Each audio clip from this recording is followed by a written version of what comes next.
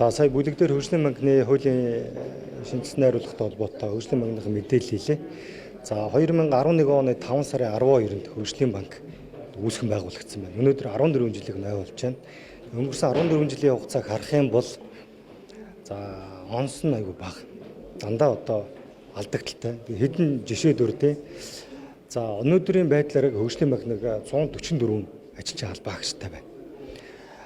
Үүний одоо 32 нь хууль сэтгүүлч нь бараг сул орон тоотой байна гэсэн үг. Нэгдүгээр асуудал. За сүүлийн 3 жил ямар нэгэн одоо үйл ажиллагаа, зээлийн үйл ажиллагаа явуулаагүй. Өнгөрсөн жил алдагдсан одоо энэ боломжуудаа, алдагдсан хөрөнгөө одоо буцааж авах тал дээр л ажилласан.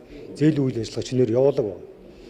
За өнгөрсөн одоо 2022-23 онд нөгөө дуйлантай хөгжлийн банкны одоо асуудал үүсээд тухайн одоо эрэгтэй холбоотой 80 хүн одоо шүүхийн шийдвэрээр шалгагдсан.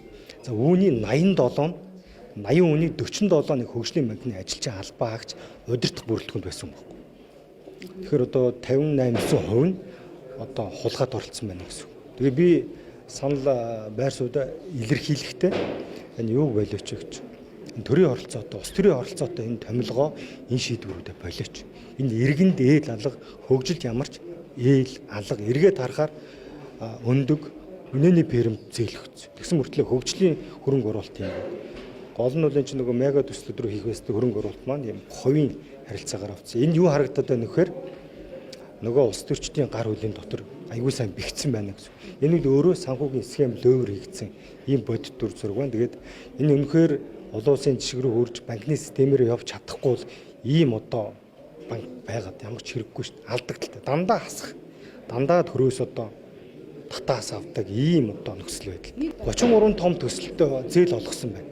Үүний 30 нь алдагдaltaй найдваргүй зээлгээд ингээд авч чадахгүй хуулийн баг гарцсан ингээд 3 жил хөөцөлж байгаа. 3 нь л одоо хүүгээ төлөө явж өгч. Боддоо саний танилцуулга дээр байлаа да нөгөө барилга, зам, тээвэр, газ, өндөг үнэний пэрэм гэсэн энэ чиглэл рүү явсан 33 том одоо зээлийн маань 30 одоо зээл нь найдваргүй зээл болсон. 90%. Тэгээ 3 зээл нь найдвартай зээл ингээ хүүгээдлээ явж байгаа ч.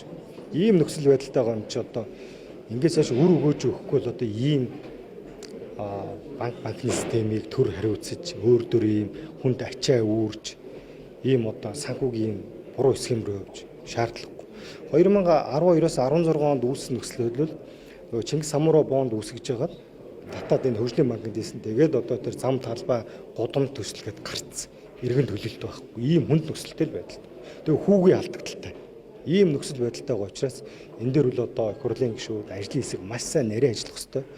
Маш сайн одоо чамбаа хандахгүй бол магадгүй 10 жилийн дараа 20 жилийн дараа дахиад яг ингэж суучих бас эрсдэлтэй гэж үзэж байна. Олон улсын банкны жишг рүү нийцүүлээ.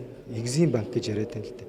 Энэ рүү нийцүүлээ. Засаглалын сайжруулалт гэж гол ярьж байгаа. Миний гол илэрхийлж байгаа байр суурь олон улсын жишг рүү за засаглалын менежмент дээр бүр түлхэн анхаарч өгөөч. Тэгээд энэ улс төрийн нөлөөллөөс хол байлгачлаа гэж. Чи бүхэлдээ Монгол банкны хяналтанд байгаа банк шүү дээ. Гэтэл хамар доор нь ийм том одоо цоорхоо үүссэн байхад өнөөдрийг хүртсэн.